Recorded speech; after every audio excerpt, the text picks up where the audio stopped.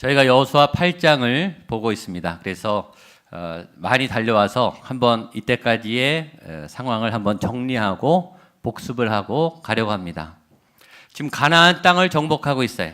가나안 땅, 약속의 땅, 그렇게 하나님이 구약에 예언하셨던 많은 선지자들에게, 하나님의 종들에게 예언하셨던 그 땅, 그 나라, 이제 하나님의 나라 가나안 땅을 정복하고 있어요. 그 꿈이 이루어지고 있다고요.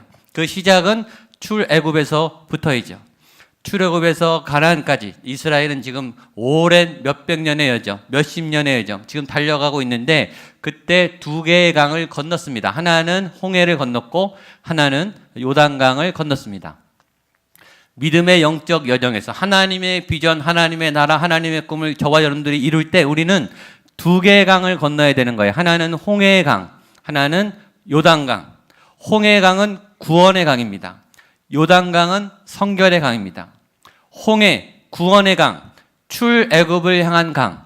애굽이 아니라 출애굽. 애굽은 세상, 정욕, 세속, 죄, 타락, 그러나 강력한 결박. 죄인 줄 알지만, 이렇게 살면 안 되는 줄 알지만 헤어나오지 못하는 강력한 결박 때문에 돈을 벌고 학교에 보내고 세상을 살려면 죄를 안 지을 수 없는 강력한 속박에서 탈출하는, 해방하는, 그 오랜 고리가 끊어지는 그 강이 홍해예요.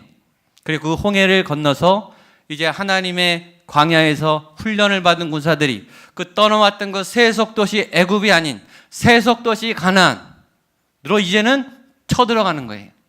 처음에는 세속도시를 탈출했어요.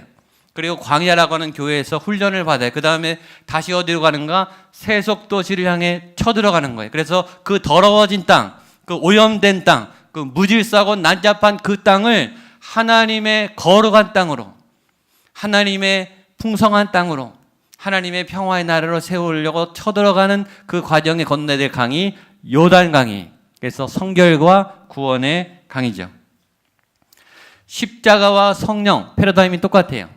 예수님이 오셔서 복음서, 복음의 삶을 사시고 그 다음에 성령이 임해서 사도행전의 삶을 살았어요. 복음서와 사도행전, 십자가와 성령, 이것이 교회 안에 있어야 되는 거죠. 예수 그리스도의 십자가로 세상과 죄의 영향력이 끊어지고 성령으로 훈련받은 믿음의 군사들이, 사도들이 다시 세상에 쳐들어가서 점점 그 땅을 교회로 세워나가고 하나님의 나라로 세워나가는 것이 사도행전의 역사입니다. 그래서 교회는 두 가지 강을 다 준비해야 되는 거예요. 교회 안에는 이 두 가지 강의 역사가 있어야 되는 거예요. 첫 번째는 홍해, 애굽강. 교회에 오면 죄가 끊어져야 돼요. 교회에 오면 죄가 깨달아져야 돼요. 아, 이게 죄구나. 내가 교통법규를 어기고 누군가를 훔치지 않았지만, 사회적인 도덕적인 법을 어기지 않았지만, 그러나 나는 죄인이구나. 나 이렇게 살면 안 되겠구나. 내가 하나님을 거부하는구나. 내가 욕망과 욕정으로 살아가는구나. 죄를 깨닫고, 죄를 끊고, 죄를 이길 힘을 얻고, 거기서 벗어나는 십자가의 능력을 경험하는 애굽강의 경험, 홍해의 경험, 그런 역사가 이곳에 지금 나타나야 돼요. 두 번째는 요단강을 건너야 되죠. 성령 세례를 받고 아름답고 풍성하고 건강하고 멋지게 우리에게 주신 그 삶의 자리를 아름답게 세워가는 그 역할, 이것이 우리 교회 안에 있어야 돼요. 그래서 매주 저와 여러분들은 십자가 앞에 죄가 꼬꾸라지는 경험을 여기서 지금 하셔야 돼요. 죄가 끊어지고 여기서 하늘의 양식을 먹고 영의 양식으로 충전받아서 다시 세상에 나가 싸울 수 있는 전투력, 영적 자원, 영적 은혜, 영적 전략, 영적 하나님의 통로를 얻게 되기를 주님의 이름으로 축복합니다. 그렇게 이제 요단강을 건너서 그 견고한 성 여리고성을 무너뜨렸어요. 누구도 감히 쳐들어갈 생각을 하지 않았던 아주 견고한 성읍이 하나님의 전략으로 와르르 무너졌어요.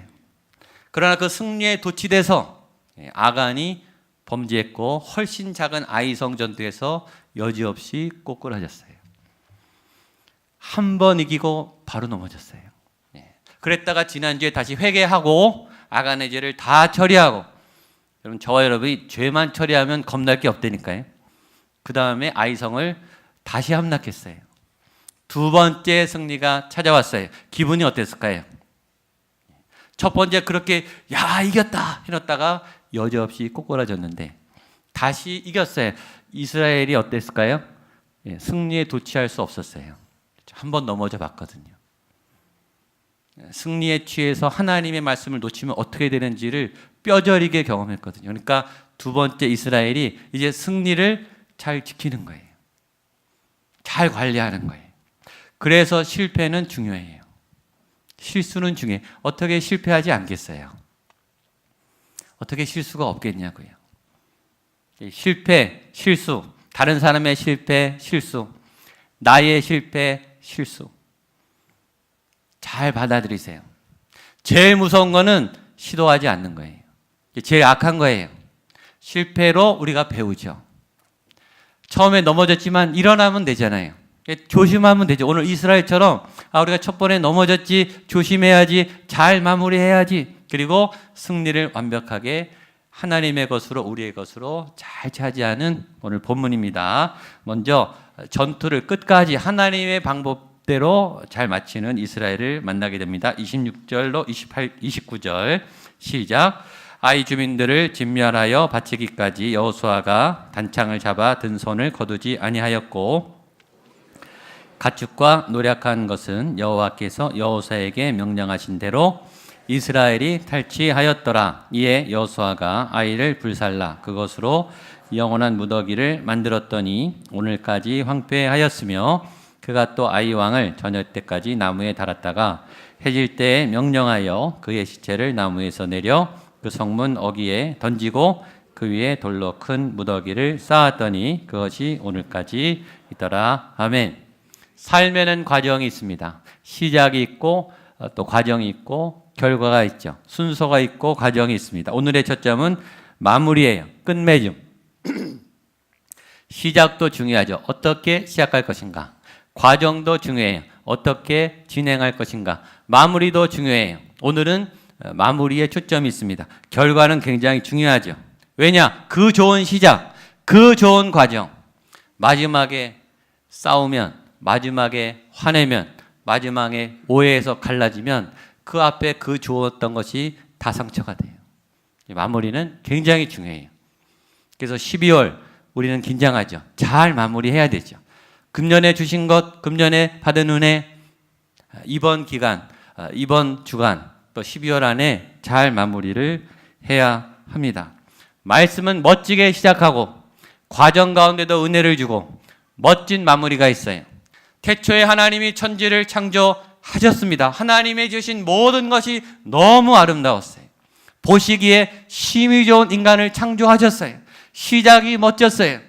과정에 죄가 들어와서 이 죄악 세상으로 파괴됐지만 하나님은 계속 선지자들과 하나님의 종들을 통해서 하나님의 새로운 나라를 건설하시기 노력하셨고 마지막 끝내 요한계시록을 통해 새하늘과 새 땅, 하나님의 새 예루살렘 성, 다시는 저주와 사망이 없고 눈물과 아픔이 없는 그 나라가 세워지면서 끝나요.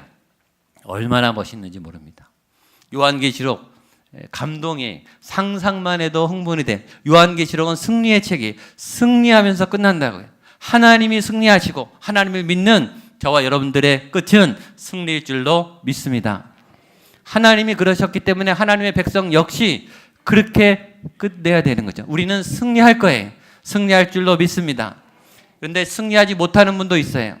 시작은 다 잘해요. 시작할 때는 다 겸손해요. 시작할 때는 다 열심히 할 것 같아요. 그러나 다 열심히 하지 않습니다. 결혼 처음 할 때는 다 사랑할 것처럼 보여요. 처음 교회 나올 때는 정말 하나님 앞에 생명을 다할 것 같아요. 그러나 그렇지 않아요. 우리의 마음은 변질돼요. 미혹이 많아요. 빠져나가요. 떠나가고 약속을, 계약을 위반하죠. 그런데 오늘 여호수아는 끝까지 하나님 앞에 세 가지 모습으로 충성합니다. 첫 번째는 끝까지 자리를 지킵니다. 26절입니다. 시작. 아이 주민들을 진멸하여 바치기까지 여호수아가 단창을 잡아 든 손을 거두지. 자, 바치기까지, 끝까지란 뜻이에요. 여기서 발견하는 여호수아의 성품은 충성됨입니다. 충실함. 여러분들 어떤 사람들하고 일하기 좋으세요? 충실한 사람입니다.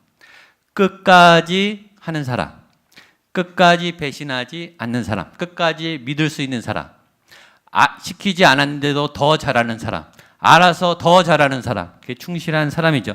여호수아가요, 끝까지 거기 없어도 돼요. 명령만 하면 부하들이 다 이깁니다. 지금 다 이길 수 있어요. 그런데 여호수아는 직접 나가서 싸웠고 손을 든 칼을 끝까지 내리지 않았어요. 내려도 되죠. 내려도 되죠. 리더가 힘드니까 내릴 수 있는데 내리지 않았어요. 누가 시키지 않았고 뒤로 편히 갈 수 있고 대장이 뒤에 있나 보다, 위험하니까 뒤에 있나 보다, 다 그렇게 생각하고 알아서 싸울 거 아니에요.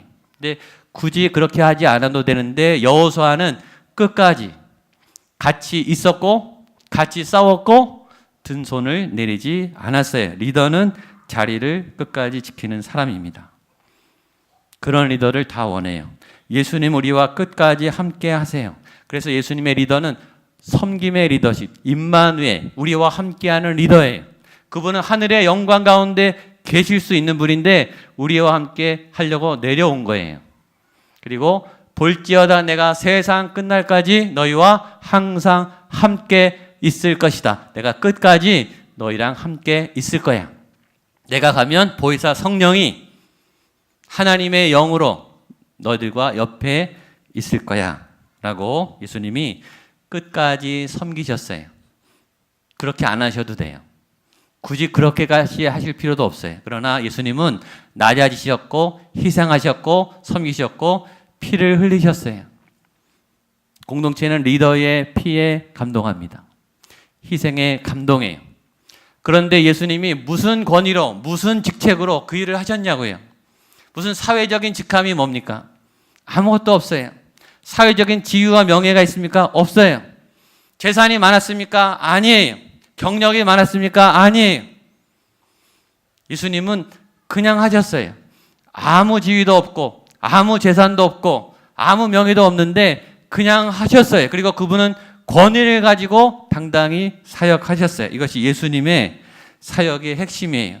직분에 매이지 않고 신분에 매이지 않고 하나님의 나라를 위해서 그냥 하셨는데 위대한 일을 하셨어요.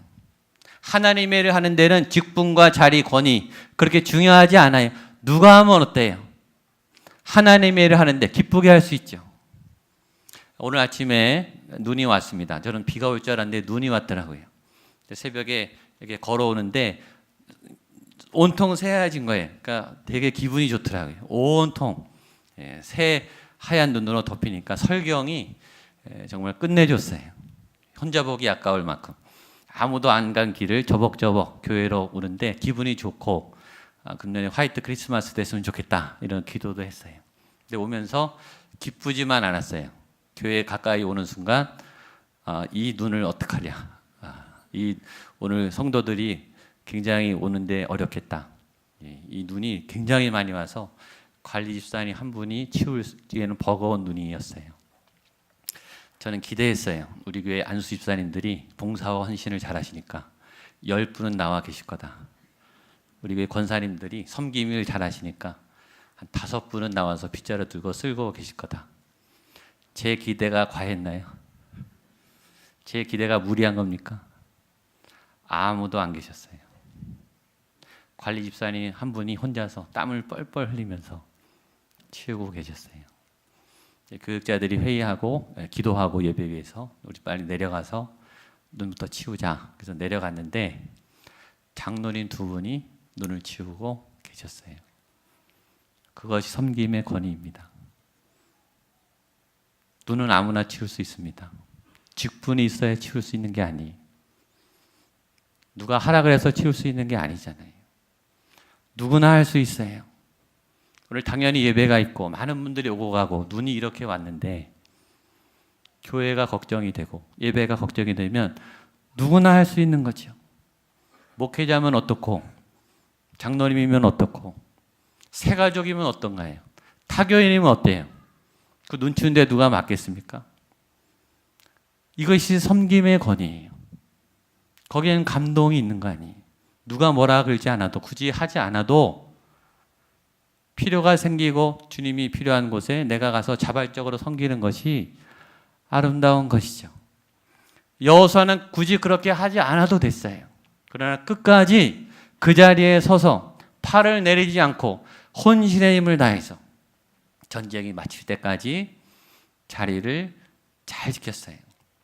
두 번째 여호수아가 잘한 것은 하나님이 주신 전리품을 잘 취했다는 거예요.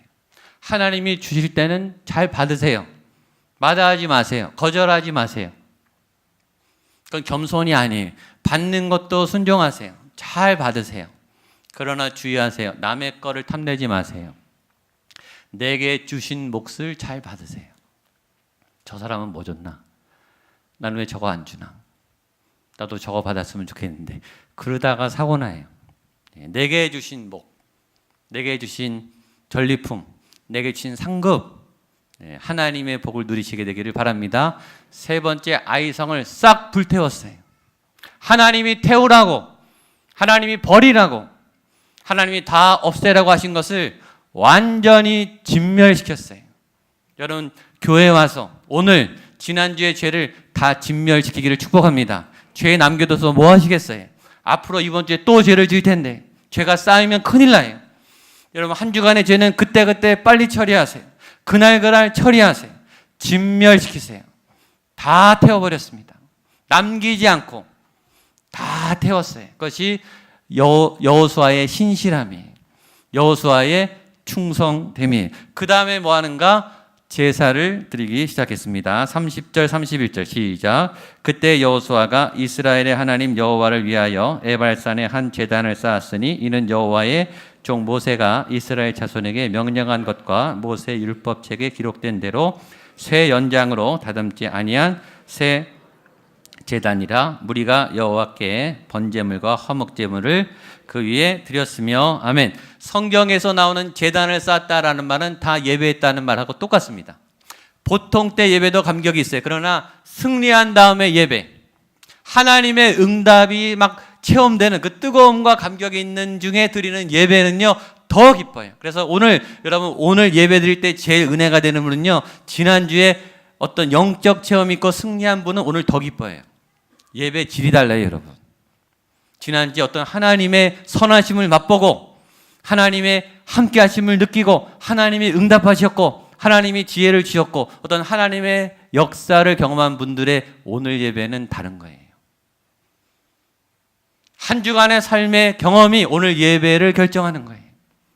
승리에 취한 예배, 승리한 예배, 하나님이 복주심에 감사하는 예배. 전 매주일 여러분에게 이런 예배가 나타나게 되기를 축복합니다. 근데 예배의 기초죠. 30절 하나님, 이스라엘의 하나님 여호와를 위하여. 한번 따라하시죠. 하나님 여호와를 위하여.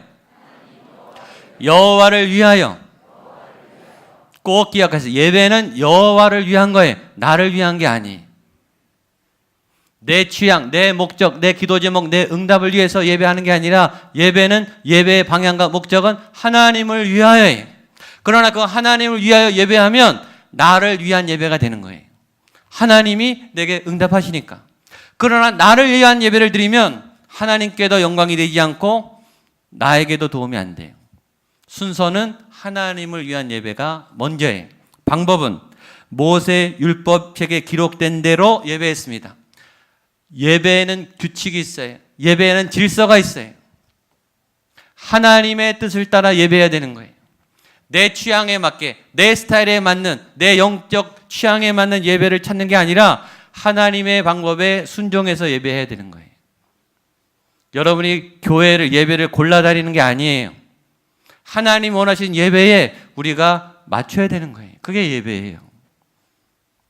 내 신앙의 전통, 내 신앙의 스타일, 그게 아니라 율법책에 기록된 대로. 내용은 번제물과 화목제물. 아까랑 똑같죠. 번제물, 태우는 예배예요. 하나님이 태우면 그걸 받으시는 거예요. 내 욕심, 내 소유, 내 죄 다 태우셔야 돼요. 두 번째, 화목제물. 이건 교제의 예배죠. 먹을 수 있는 예물이에요. 풍성한 예물이 성령을 받고 은혜를 받고 풍성한 삶을 누리기 위해서 우리가 살아가야 될 현장이 하나님의 풍성한 역사가 나타나도록 하는 화목 예배, 번제와 화목 예배. 예배는 두 가지예요. 예배 드릴 때마다 죄가 타들어가고 영적 양식으로 하나님과 교제해서 주님의 지혜와 권능을 받고, 그 다음에 한 일은 말씀을 기록한 일입니다. 32절, 33절입니다. 시작. 여호수아가 거기서 모세가 기록한 율법을 온 이스라엘과 그 장로들과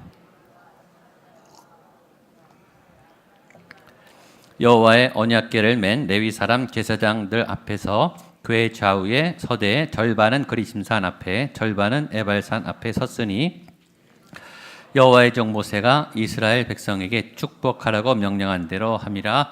아멘. 오늘의 주제는 마무리라 그랬습니다. 마무리를 어떻게 했는가? 승리를 어떻게 지켰는가? 예배했고, 두 번째 말씀을 기록했어요. 하나님의 사건을 기록했어요. 하나님이 지금 행하셨던 사건, 지금 여리고와 아이성을 무너뜨린 그 사건을 바로 그 자리에서 기록을 했습니다. 그러니까 한 해의 마무리, 승리의 마무리는 예배와 말씀의 기록인 거예요. 저희 교회도 성경을 필사하시고 쓰시는 분들이 여러 분 계세요. 제가 받고 기도하고 또 가보로 우리 자녀들에게 남겨주시고, 한글로 쓰신 분도 있고 한글 쓰고 영어로 쓰신 분도 있고 한 권만 쓰신 분도 있고 막 3권, 4권 성경을 필사 다 쓰신 거예요. 창세기부터 요한계시록까지. 얼마나 대단한지 모르겠어요. 성경을 읽는 거하고 성경을 소리내서 읽는 거하고 눈으로 읽는 거하고 내가 쓰는 거 달라요. 해보세요. 감동이 달라요.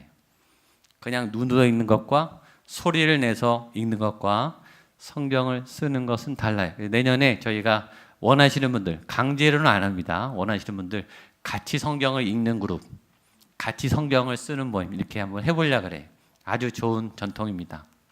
그러나 성경을 쓰는 것보다 더 중요한 일이 있어요. 성경에 있는 말씀을 베끼는 것보다 더 중요한 것은 여러분의 삶에 성경에 기록될 만한 사건을 경험하고 여러분의 사도행전을 쓰는 일이에요. 저는 이때까지 신앙생활하면서 정말 이거는 성경에 기록될 만한 하나님의 역사다. 이거는 성경에 기록돼도 흠이 없겠다. 그런 경험이 몇 가지 있어요. 물론 성경과 비교할 수 없겠지만 제 좁은 생각에 이거는 정말 하나님의 살아있는 역사다. 잊을 수 없는 감동이다. 제가 목양교회 와서도 여러 번 그런 경험이 있어요. 그래서 제가 책으로도 냈고 제 마음에 제 기록에 저는 쓰고 있는 거죠. 내 인생에 하나님이 이렇게 훑고 지나가셨다. 내 영혼을 하나님이 이렇게 살려내셨다. 그거는 제 성경인 거예요. 제가 만난, 제가 쓰는 저의 사도행전. 지금 여호수아는 그걸 기록한 거예요. 아이성이라고 하는 사건을 하나님이 어떻게 역사하셨고 우리에게 승리를 주셨는가, 지금 경험한 바로 그 사건을 생생히 자기가 기록한 거예요. 그리고 그게 진짜 성경이 된 거예요. 자, 여러분들이 여러분의 성경을 쓰게 되기를 축복합니다. 내 영혼을 울린, 내 삶에 터치하신 하나님의 생생한 감동. 34절, 35절 시작. 그 후에 여호수아가 율법책에 기록된 모든 것대로 축복과 저주하는 율법의 모든 말씀을 모세가 명령한 것은 여호수아가 이스라엘 온 회중과 여자들과 아이와 그들 중에 동행하는 거류민들 앞에서 낭독하지 아니한 말이 하나도 없었더라. 아멘. 핵심은 모든 말씀을 다 낭독했더라. 창세기부터 계시록까지 성경은 다 아셔야 돼요.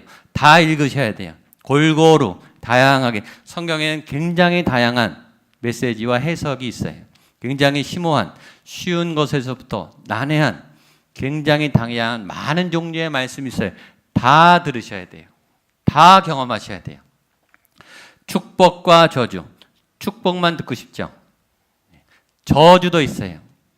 다 들으셔야 돼요. 골고루 들으셔야 돼요. 자, 마지막으로 예레미야 11장 4절 같이 한번 읽어보겠습니다. 예레미야 11장 4절 시작.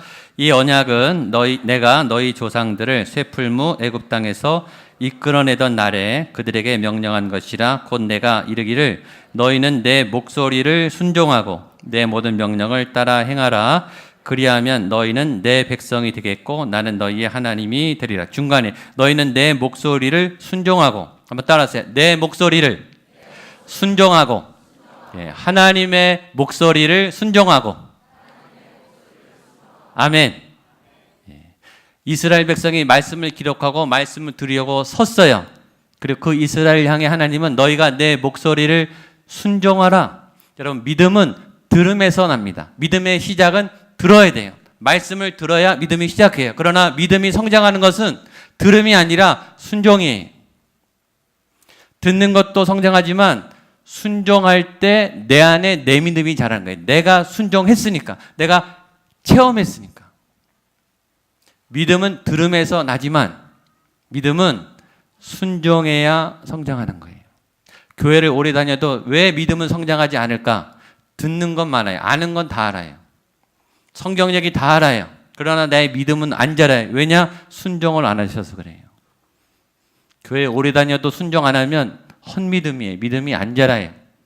위기 앞에 무너져요. 믿음은 순종하면서 자라는 거예요. 그걸 보세요. 너희가 내 목소리를 순종하고 내 명령을 따라 행하라. 그것이 말씀이 소화가 돼서 내 안에, 소화가 된다는 게 뭐죠? 소화가 된다는 것은 음식이 내 안에 소화가 돼서 내 세포가 되는 거예요. 내 피가 되고 내 뼈가 되죠. 그게 뭐죠? 음식이 내 살이 되는 거예요. 내 몸이 되는 거예요. 하나님의 영적 양식이 소화가 되면 그게 내 영혼, 바디, 피, 내가 하나님의 몸이 되는 거예요. 보세요. 너희가 순종하고 행하면 너희는 내 백성이 되겠고 나는 너희 하나님이 되리라. 그렇죠? 우리가 점점 하나님의 사람이 되는 거예요. 말씀을 순종하면. 말씀의 힘이, 말씀의 생명이 우리의 몸에 배이게 되는 거예요. 그래서 내가 강해졌다는 걸 알아요. 왜냐? 죄에 대한 태도가 달라지거든요. 내가 강해진 건 내가 잘 알아요. 내가 약해진 건 내가 잘 알아요. 세상이 두려우면 믿음이 약해진 거예요. 사람이 무서우면 믿음이 식어진 거예요. 내 안에 강한 하나님이 생명으로 역사하면 두려움이 사라지기 시작해요. 그게 말씀의 능력이에요. 우리가 지금 회복해야 될 것이 이것이에요. 이것으로 마무리하시고 이것으로 승리를 간직하시고 이것으로 예수님과 동행하는 저와 여러분 될 수 있기를 축복합니다. 기도하겠습니다. 하나님 아버지, 그렇게 말씀으로 승리를 지키고 말씀 안에 나의 사도행전을 기록하고 말씀 안에 우리가 하나님 안에 거하게 되는 놀라운 은혜가 지금 이 시간 하늘로부터 부어지게 하여 주시옵소서. 예수님의 이름으로 기도하옵나이다.